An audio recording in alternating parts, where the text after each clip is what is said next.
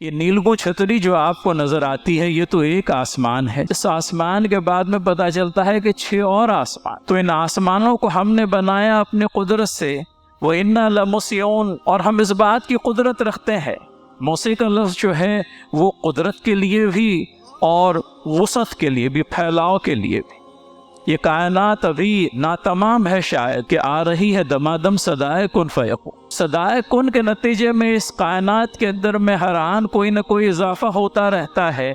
اللہ تعالیٰ کو پتا، اس شے کو پتا جو وجود میں آئی، اور ہماری بصیرت اور بصارت کی کمی کی بنا پر ہم اب تک اللہ تعالیٰ کے ان رازوں کو سمجھ نہیں پائے جو اس کائنات کے اندر میں چھپے ہوئے ہیں۔ ہے مختصر سی آیت، لیکن رب تعالیٰ کی جو قدرت ہے اس کی بھرپور اظہار کرنے والی اپنے آپ میں، وَالسَّمَاءَ بَنَيْنَاهَا بِأَيْدٍ وَإِنَّا لَمُوسِعُونَ۔ الحمدللہ رب العالمین، والصلاة والسلام علی رسولہ الامین وآلہ وصحبہ اجمعین۔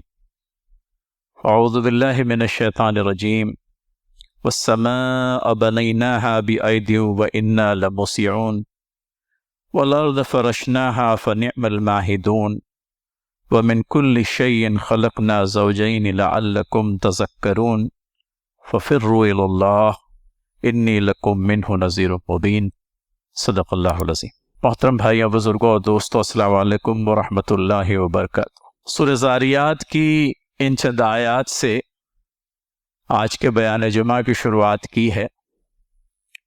اب جبکہ ساری انتخابی سرگرمیاں اور سیاسی اتھل پتھل ٹھنڈی ہو چکی ہیں، اور 1 مہینے تک جو محنت شاقہ آپ نے اس کام کے لیے برداشت کی ہے، خصوصیت کے ساتھ میں افراد جماعت اور رسائیوں نے، اب اس کے بعد کہیں ضرورت اس بات کی، بلکہ یہ ضرورت تو ایک مستقل ضرورت ہے کہ ہم لوٹ آئیں اپنی اصل کی طرف، اور وہ اپنی اصل کا پتہ سورہ ذاریات کی آیات ہم لوگوں کو دیتی ہے، اور قرآن کریم عام طور پر دیتا ہے۔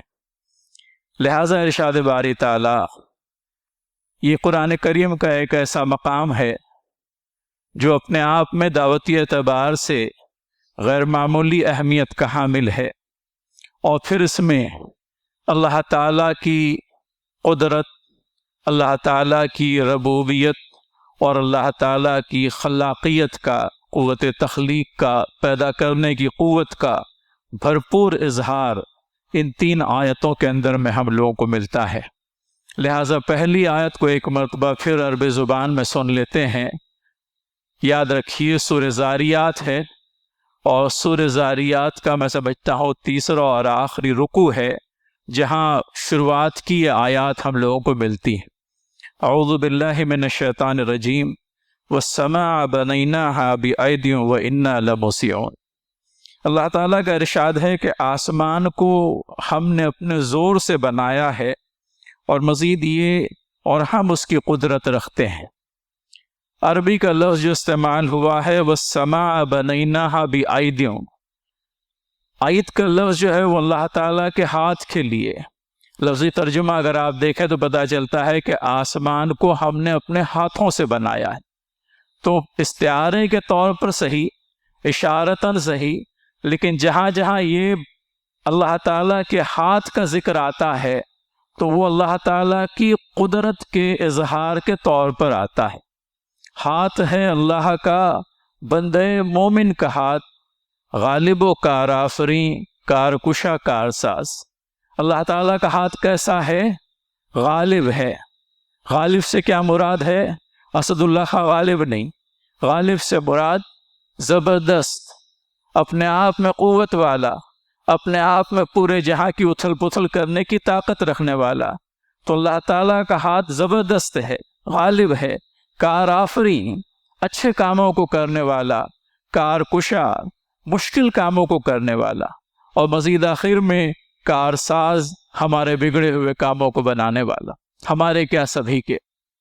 تو یہ اللہ تعالیٰ کا ہاتھ ہے، اور اللہ تعالیٰ کے ہاتھ میں جو زبردست قدرت و قوت ہے اس کا اظہار ہے۔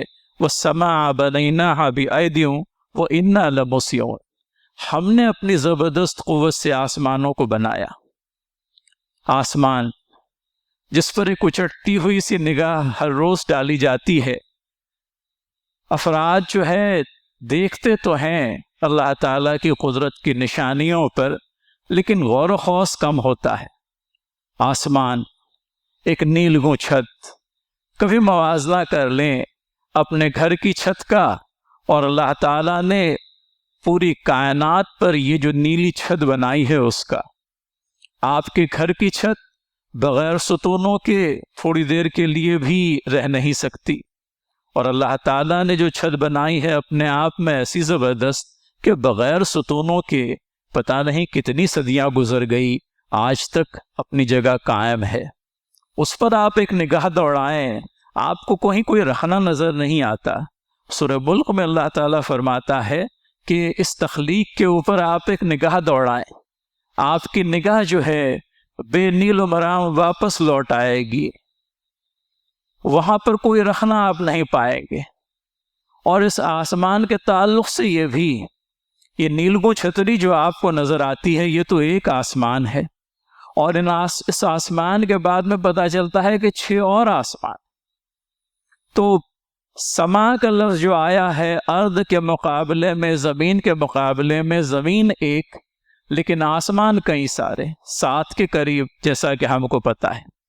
تو ان آسمانوں کو ہم نے بنایا اپنے قدرت سے.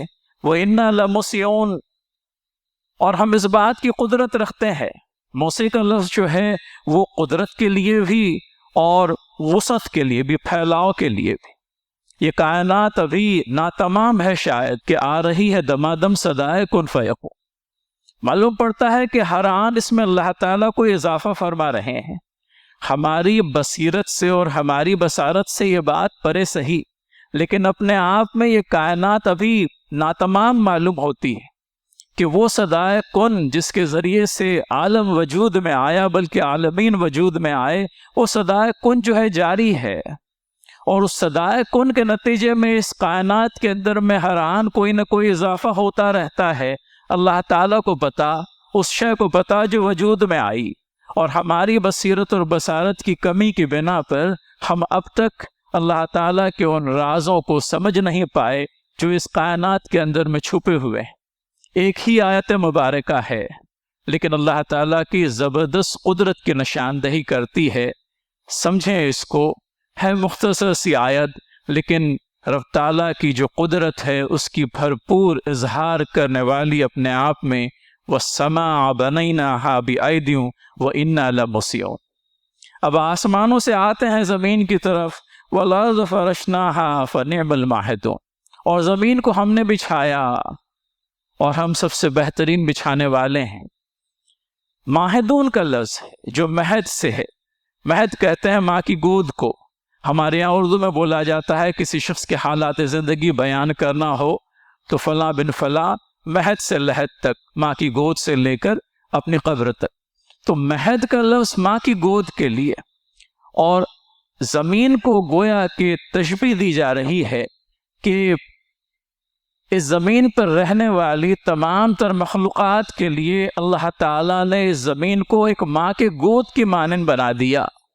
ماں کی گود، اس کو تھوڑا سا ذہن میں لائیں. وہ بچہ جو نومولود ہے، جو اپنی تمام تر ضروریات کے لیے اپنی ماں پر نربھر ہے، اس بچے کا خیال کریں جس کے لیے اس کی ماں کی گود ہی سب کچھ ہے. ماں کی گود اس کے لیے ایک محفوظ پناہ گاہ بھی، اور وہی ماں اولین دنوں کے اندر میں اس کی ساری ضروریات کو پورا کرنے والی. اس زمین کو اللہ تعالیٰ نے اس پر رہنے بسنے والی مخلوق کے لیے، تمام تر مخلوقات کے لیے ایک ماں کے گود کی طرح بنا دیا، ہموار کر دیا اسے. اس زمین کو بچھانے کا جو حق تھا اللہ تعالیٰ نے ادا کر دیا.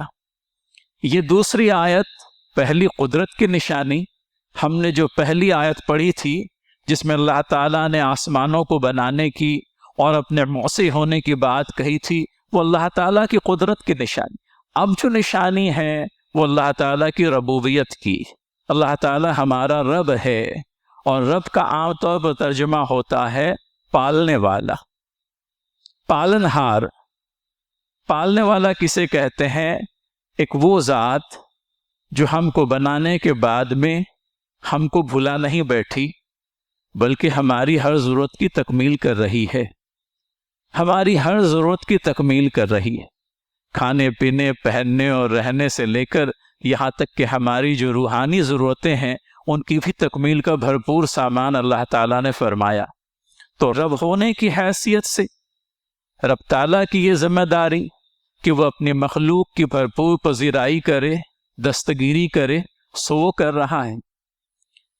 یہ زمین کو اللہ تعالیٰ نے ماں کی گود کی مثال ہمارے لیے قرار دیا۔ ماں کی گود جو بچے کے لیے ایک محفوظ پناہ گاہ بھی ہے، ایک محفوظ پناہ گاہ جہاں وہ اپنے آپ کو بہت سیکیورڈ، بہت محفوظ محسوس کرتا ہے۔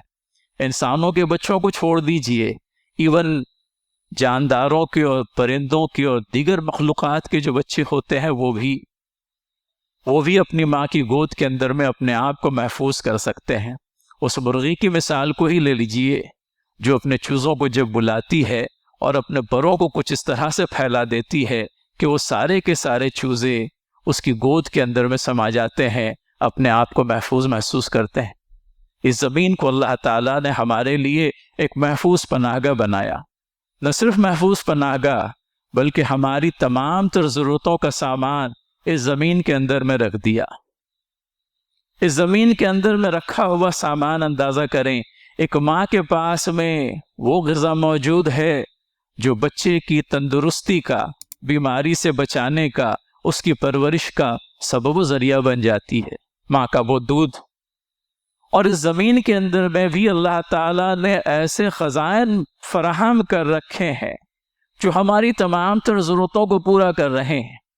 اناج کو ہی لے لیجئے، زمین کے اندر میں دانہ بونے کا عمل تو ہم سے ہوتا ہے، لیکن اس دانے کی پذیرائی کون کرتا ہے؟ اس دانے سے کومپل کون نکالتا ہے؟ اس کومپل کے ذریعے سے ایک پودا اور پودے سے بڑھ کر کے تنا کیسے پیدا ہو جاتا ہے؟ آپ نے زیادہ سے زیادہ جو کیا وہ بیج بویا، آپ نے پانی فراہم کیا، آپ نے کھاد ڈال دی، کچھ انسیکٹیسائیڈ کا استعمال کیا جس سے فصل خراب نہ ہونے پائے، لیکن اس بیج کو ایک تناور درخت کے اندر میں بدل دینے کا عمل اللہ تعالیٰ کا، اور اس کے ذریعے سے نہ صرف آپ کی ضرورتیں مکمل ہو رہی ہے بلکہ زمین پر موجود تمام تر مخلوقات کی رزق رسانی کا سامان رب تعالیٰ نے ہی تو کیا ہے۔ اس چھوٹی سی چوٹی کو ہی لیجئے جو آپ کے گھر میں آپ کے ناک میں دم کر دیتی ہے، اس کی رزق رسانی کا سامان اللہ تعالیٰ نے پتہ نہیں اسے کون سی عقل دی ہے، آپ کے گھر میں پڑے ہوئے کھانے کے چھوٹے چھوٹے ٹکڑوں کو، شکر کے دانوں کو سمیٹتی ہوئی اپنے بل کے اندر میں لے جاتی ہے، اور آنے والے موسموں میں اپنے لیے رزق کا فراہم کرنا اس کے لیے بھی اللہ تعالیٰ نے ممکن کرا دیا۔ حیرت انگیز ہے اللہ تعالیٰ کے مخلوقات، اور اللہ تعالیٰ نے ہر مخلوق کے لیے اس کی ضروریات کے عین اعتبار سے اس کو رزق پہنچانے کا زبردست اہتمام کر رکھا ہے۔ یہ زمین جو ہے ہمارے لیے رزق پہنچانے کا باعث ذریعہ ہے۔ وَالْأَرْضَ فَرَشْنَاهَا فَنِعْمَ الْمَاهِدُونَ، ہم نے اسے ہموار کیا، اور کیا ہی بہترین ہموار کرنے والے ہیں ہم۔ ہموار کرنے سے یہ مراد کہ تم پر زندگی کی راہیں ہموار کرنے کے لیے ہم نے زمین کو ہموار کر دی۔ اس زمین کو ہم نے ہموار کیا کر دیا؟ دنیا کی تمام تر مخلوقات کے اوپر زندگی کی راہ ہموار ہو گئی، پانی سے لے کر، کھانے کی چیزوں سے لے کر، آپ جو سانس لیتے ہیں اس ہوا کے اندر میں موجود آکسیجن سے لے کر دیگر تمام تر گیسیں، ہر ایک اپنا کام کر رہا ہے۔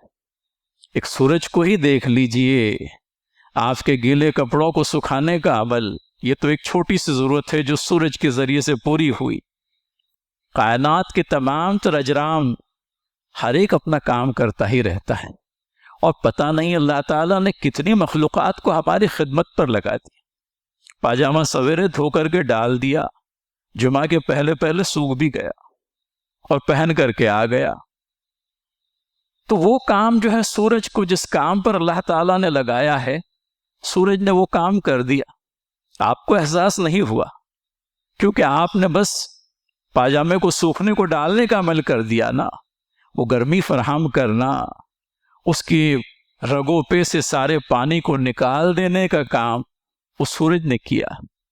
غور کریں تو بہت کچھ میرے بھائی، خدا فراموشوں کو خدا یاد دلانے کے لیے اس کائنات کی موجودات کافی ہیں، لیکن لوگوں نے نشانیوں کو ہی خدا سمجھ لیا ہے نا۔ لوگوں نے نشانیوں کو ہی خدا سمجھ لی۔ سورج کو دیکھا روشنی دے رہا ہے، اس کو خدا بنا بیٹھے۔ چاند کو دیکھا رات میں کہیں راستوں کی رہنمائی کر رہا ہے، اسے خدا بنا بیٹھے۔ اور تو اور پتھروں تک کو خدا بنا دی۔ کون نکالے گا انہیں ان تمام تر خداؤں کی بندگی سے، اور کون دے گا انہیں اپنے حقیقی رب کی بندگی میں؟ اسی سورہ کے اندر میں آگے چل کر کے اللہ تعالیٰ ارشاد فرماتے ہیں، ہم نے انسانوں اور جنوں کو نہیں پیدا کیا مگر اپنی عبادت کے لیے، اور وہ عبادت محض روزہ، نماز، زکوٰۃ، حج کی ادائیگی نہیں۔ بندے مومن کی پوری زندگی عبادت سے عبارت ہے۔ آپ کا ہر وہ کام جو اللہ تعالیٰ کی رضا جوئی کے لیے نبی محترم صلی اللہ علیہ وسلم کے طریقے کے مطابق آپ کریں، کیا ہے وہ؟ بولیے، وہ عبادت ہے۔ آپ کا بیوی کے ساتھ مباشرت کرنا شرعی حدود کو ملحوظ رکھتے ہوئے، شرعی حدود کا خیال کرتے ہوئے اپنے آپ میں عبادت ہے۔ کوئی کہنے کے لیے اسے ایک حیوانی کام کہہ لے، کوئی کہنے کے لیے اسے جنسی تسکین کا کام کہہ لے، لیکن یہ جنسی تسکین جب شرع کی حدود کے اندر میں ہوتی ہے، کار عبادت بن جاتی ہے۔ تو یہ ہے اللہ تعالیٰ اور اس کی زبردست مخلوقات۔ پھر اس کے بعد میں ارشاد ہے، وَمِن كُلِّ شَيْءٍ خَلَقْنَا زَوْجَيْنِ لَعَلَّكُمْ تَذَكَّرُونَ، اور ہم نے اس زمین پر جتنی بھی اشیاء ہیں، نوٹ کیجئے لفظ آتا ہے شیئن، انسان ہی نہیں، جاندار ہی نہیں، جتنی اشیاء ہیں ان تمام تر اشیاء کو ہم نے جوڑوں کی شکل میں پیدا کیا۔ مرد ہے تو اس کے ساتھ میں عورت ہے۔ جانوروں کے اندر میں بھی نر و مادہ پائے جاتے ہیں۔ سائنسی تحقیق بتاتی ہے کہ نباتات کے اندر میں بھی نر اور مادہ پائے جاتے ہیں۔ رب تعالیٰ تو فرماتے ہیں اپنی کتاب میں کہ تمام تر اشیاء کو ہم نے جوڑوں کی شکل میں پیدا کیا۔ بے جانوں کے جوڑے بھی آج کی تاریخ میں سربستر آج صحیح، لیکن کچھ صدیاں گزرے گی یا پتہ نہیں کچھ دن اور گزریں گے اور پتہ چلے گا کہ بے جانوں کے اندر میں بھی جوڑے پائے جاتے ہیں۔ جوڑ کا ہونا اس لیے بھی لازم ہے کہ جوڑ کے نتیجے میں نتیجہ برآمد ہوتا ہے۔ مرد سے عورت کا جوڑ جب ہو جاتا ہے تو انسانی نسل کی افزائش ہوتی ہے۔ تو یہ جوڑ جو ہے نتیجہ خیز ہوتا ہے۔ اگر کوئی چیز بے جوڑ ہو تو وہ نتیجہ خیز نہیں ہو پاتی۔ اس کائنات کو نتیجہ خیز بنانے کے لیے، رزلٹ اورینٹڈ بنانے کے لیے اللہ تعالیٰ نے اپنی تمام تر مخلوقات کے جوڑے بنا دیے۔ آپ کی سب سے پہلی پیدائش حضرت آدم علیہ السلام اور بی بی حوا، اور اس کے ذریعے سے افزائش نسل ہوتے ہوتے زمین کے ہر خطے میں لگ بھگ آپ پھیل گئے، اور آپ کی افزائش کنٹینیو ہو اس کے لیے آپ کو جوڑوں کی شکل میں ہونا لازم تھا۔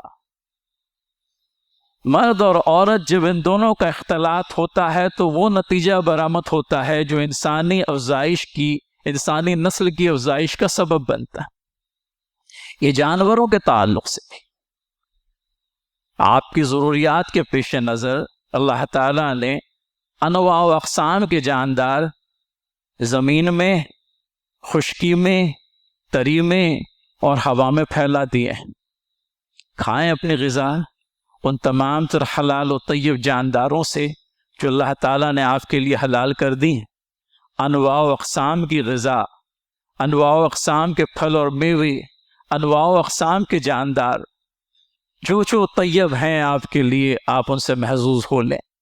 تو گویا کہ زمین پر زندگی کی بقا کے لیے جو سامان ضروری تھا اللہ تعالیٰ نے بھرپور طور پر کیا۔ فرماتے ہیں وَمِن كُلِّ شَيْءٍ خَلَقْنَا زَوْجَيْنِ لَعَلَّكُمْ تَذَكَّرُونَ۔ اس پر سے سرسری مت گزریے، بلکہ لعلکم تذکرون کیجئے، اللہ تعالیٰ کی نصیحت پر کان دھریے، اس کے ذکر سے ماورا نہ ہو جائیے، بلکہ اپنے دل و ذہن کو اس کے ذکر سے یوں کہہ لیجئے کہ ہمیشہ تر و تازہ رکھیے۔ پھر اس کے بعد میں ارشاد ہوتا ہے، جب قدرت والے ہم، جب ربوبیت کی قوت ہم میں، جب تمہاری تمام تر ضرورتوں کی تکمیل ہم نے کی، اور یہ کہ ہم نے تمہیں نتیجہ خیز بنانے کے لیے تمہارے جوڑے بنا دیے، تب تم کس کی طرف پلٹو گے؟ بتاؤ کس کی طرف پلٹو گے؟ تو کہا جاتا ہے فَفِرُّوا إِلَى اللَّهِ، دوڑو اپنے رب کی طرف۔ وہ رب جو بلا شرکت غیرے اس پوری کائنات کو چلا رہا ہے، وہ رب جس کی خدائی کے اندر میں کوئی اس کا شریک و سہیم نہیں، وہ رب جو ہماری تمام تر ضروریات کی تکمیل کر رہا ہے۔ ان تین آیتوں کے اندر میں نہ صرف اللہ تعالیٰ کی قدرت، اس کی ربوبیت، اور یوں کہہ لیجئے کہ اس کی قوت خلاقی، قوت تخلیق کا تذکرہ ہے، بلکہ ان تینوں آیات کی تشریح کی روشنی میں اگر دیکھیں گے تو اس بات کا بھی پتہ چلے گا کہ اپنے آپ میں توحید کی زبردست دعوت بھی یہ تین آیتیں اپنے اندر میں رکھتی ہے۔ تین مظہر کو لے لیجئے، تین نشانیوں کو لیجئے اور کہیں ڈھونڈیے کہ اس کے اندر میں غیر اللہ کی بھی کہیں شرکت نظر آتی ہے کیا؟ سب سے پہلی بات آسمانوں کی تخلیق اور زبردست تخلیق، پھر اس کے بعد میں زمین کو فرش کی طرح آپ کے لیے ہموار کرنا، اور زمین پر موجود تمام تر اشیاء کو، بلکہ کائنات میں موجود تمام تر اشیاء کو جوڑوں کی شکل میں بنا دینا، کس کے لیے ممکن ہوا اور کس نے کیا؟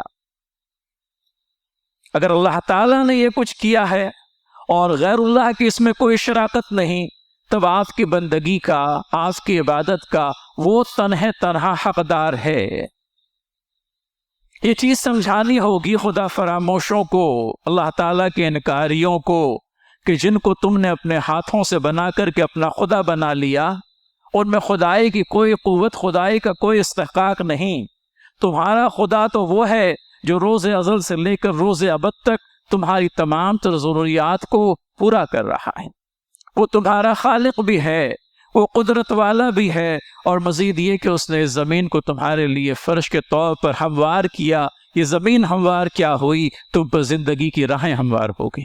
فَفِرُّوا إِلَى اللَّهِ، تو اللہ تعالیٰ کی طرف پلٹے، اللہ تعالیٰ کی طرف رجوع ہوں، اللہ تعالیٰ کی طرف دوڑیں۔ ہماری دوڑ کس کی طرف؟ اللہ تعالیٰ کی طرف۔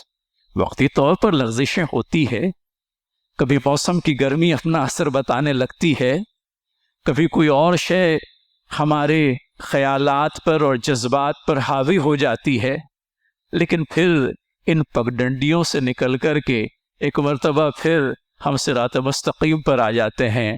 فَفِرُّوا إِلَى اللَّهِ، تو سورہ زاریات کو جو پیغام ہے وہ فَفِرُّوا إِلَى اللَّهِ کا پیغام ہے، اللہ تعالیٰ کی طرف دوڑنے کا، اللہ تعالیٰ سے رجوع ہونے کا، اللہ تعالیٰ کو اپنا سب کچھ بنا بیٹھنے کا، اور سب سے کٹ کر اللہ تعالیٰ کا ہو رہنے کا۔ تو یہ ہے سورہ زاریات کی آخری رکوع کی پہلی 4 آیات۔ ایک مقام کی نشاندہی کر دی گئی۔ قرآن کو سیکھنے کا ایک طریقہ یہ بھی ہوتا ہے کہ کہیں آپ کے تجسس کو جگا دیا گیا، کہیں آپ کی کیوریوسٹی کو ہوا دے دی گئی، اور پھر آپ سے یہ درخواست کی گئی۔ اب آگے کی آیات آپ دیکھیے۔ فَفِرُّوا إِلَى اللَّهِ، اللہ تعالیٰ نے نبی محترم صلی اللہ علیہ وسلم کی زبانی یہ بات کہی کہ اللہ تعالیٰ کی طرف دوڑو، انی لکم منہ نذیر مبین، میں تمہارے لیے اللہ تعالیٰ کی طرف سے ایک کھلا ہوا خبردار کر دینے والا۔